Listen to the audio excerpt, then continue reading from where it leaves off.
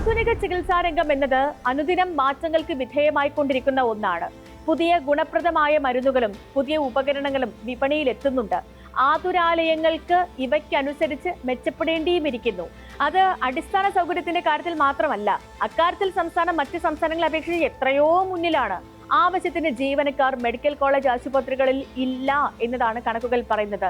ഡോക്ടർമാരുടെ എണ്ണത്തിലും വളരെ കുറവുണ്ട്. എന്നാൽ രോഗികളുടെ എണ്ണത്തിൽ വൻ തിരക്കും. ഡോക്ടർമാരുടെ ആത്മാർത്ഥതയ്ക്കും കാര്യക്ഷമതയ്ക്കും നേരെ ചോദ്യം ഉയരുമ്പോൾ ഇവ കൂടി പരിശോധിക്കപ്പെടേണ്ടതുണ്ട്.